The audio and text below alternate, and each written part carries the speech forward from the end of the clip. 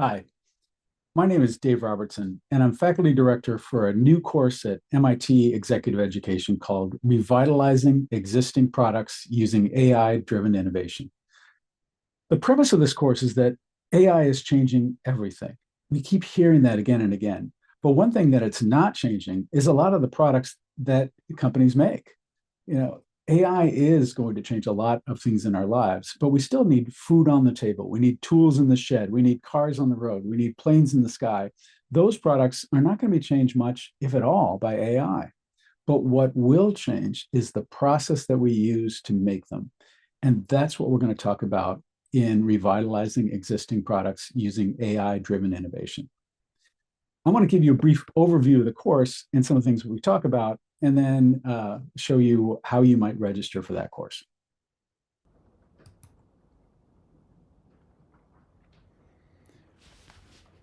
The premise of this course is that AI is changing everything. We keep hearing that again and again.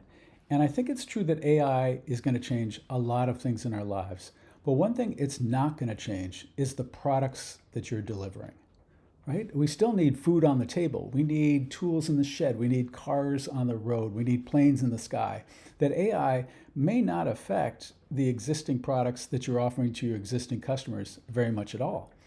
But what AI will affect is the process that you use to continue to develop those products, and may even change what you are able to develop in addition to your existing products. And that's what we're going to talk about in this course.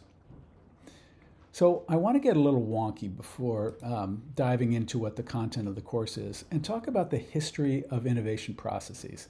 That I was a consultant for McKinsey and Company in the 90s.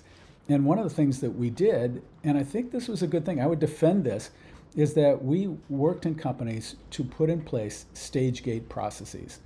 That it put a lot of structure and discipline around what had been a very chaotic process and ensured that all the necessary work got done and that there was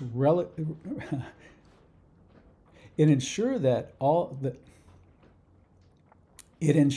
all the necessary work got done and that there were regular review points for management to intervene and make sure the projects were staying on track.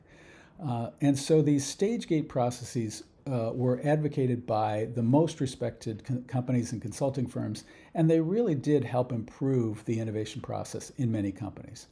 The problem was that these processes often over time became slow, bureaucratic, siloed, and separated from the customer.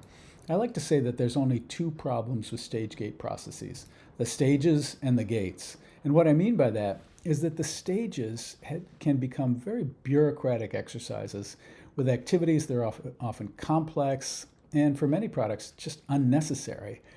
They're often feature boxed, not time boxed. And what I mean by that is that once the team is done with all the work that's necessary for each stage, then they schedule the review gate. And that can be quite a long time. It can slow things down quite a lot. The gates, on the other hand, become rituals that no team fails. One manager called his project reviews nodding monkey meetings because he said, my role is to just sit there and nod positively. That was not something, that the gates were not something that any project ever failed.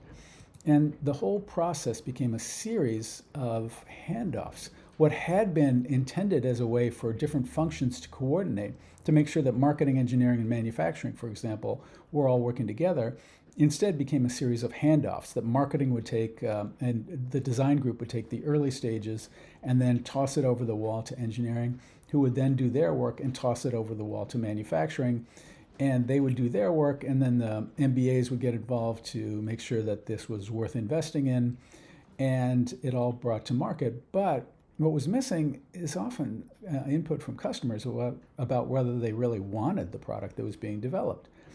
And so there became a move in the early 2000s to move away from sequential processes to more iterative human-centered processes, to move from something that was a feature boxed to something that was time boxed. A lot of people watched that IDEO shopping cart video and realized that you needed to start with customer needs and then figure out what was the right product. You needed to understand the problem before you solved that problem. and that what was necessary was to do a series of iterative steps that explored, developed, and validated your solution and made sure that it was something that your customer really wanted.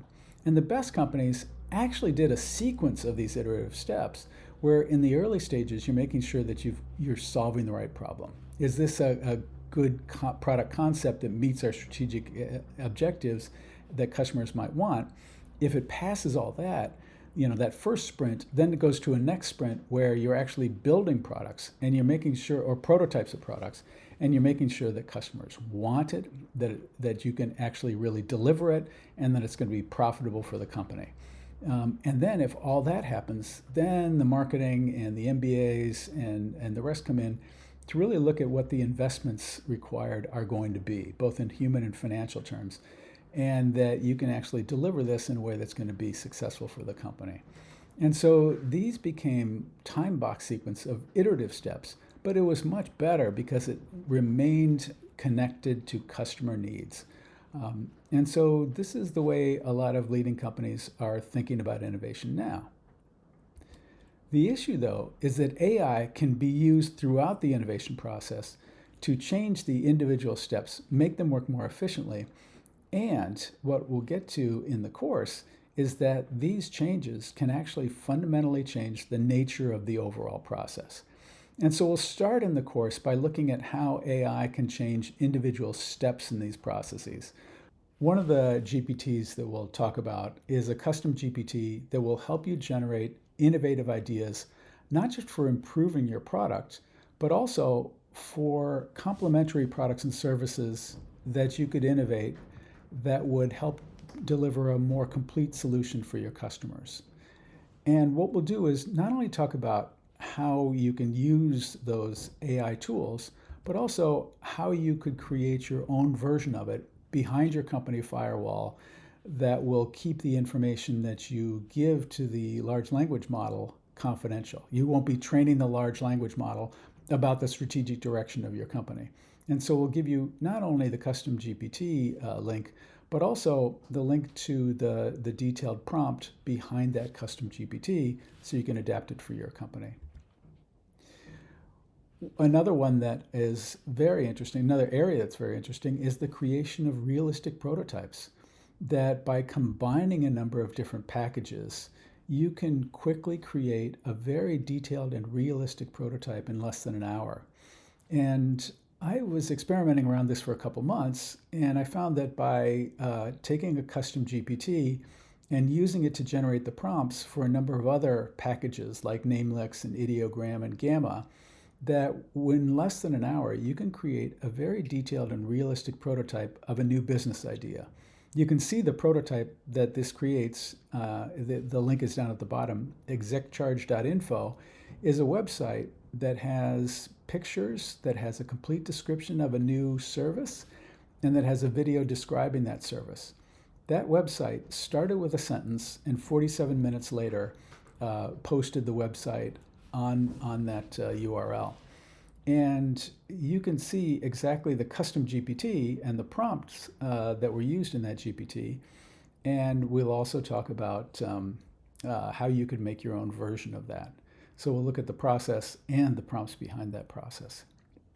And the reason we're doing that is because where we're heading with this, where we believe the future is integrated cooperating agents that can cover entire parts of the process and speed them up dramatically, but also add a lot of detail to it. So we have created at MIT something called ProtoBoost. And this is an experimental system that we think is going to be the future of AI in innovation processes. And so we've created it. It's something that you'll get a free license to if you come to the course. And what it illustrates is how integrated cooperating agents, AI agents, can do a full range of analyses that used to take weeks, even months, and required some expensive consulting or MBA help, and let you know whether an idea was really a good idea that your company might want to invest in. And so you can see a quick overview of this ProtoBoost system here. But the reason that we think that this is an important part of the course is because systems like this could fundamentally change your innovation process. And that's where we'll go in the course. That systems like ProtoBoost will allow your company to move from a sequential series of iterative steps to an iterative sequence of sequential steps. And what I mean by that is that early in the process, as you're going out, as you're talking to customers, as you're considering different solutions to the challenges or the needs that your customers have, well, then you can not only think about how would you design the product, but you can do the entire analysis that would normally take months. You can do that in a matter of minutes and make sure that the pivot that you're considering is actually a good opportunity for the company. And so that's going to change your iterations in your process from big ones where you go through the entire process only to realize that it's really not a good investment for your company, to little ones where you're doing that constantly. And by doing so, speeding up the process, improving the quality, and improving your offer to the customer. That's where we think that innovation is going. And we'll also explore what that means for your roles, your responsibilities, your reward systems, and all of the other systems around your innovation process to implement this in your company. So if you're interested, by all means, come to the page, the course outline page. There is an agenda, there's frequently asked questions, there's links so you can ask your own particular questions, and of course there is a registration link. So please do reach out. Please let us know if you have any questions about the course, and we'll hope to see you at MIT in May or November. Thanks very much.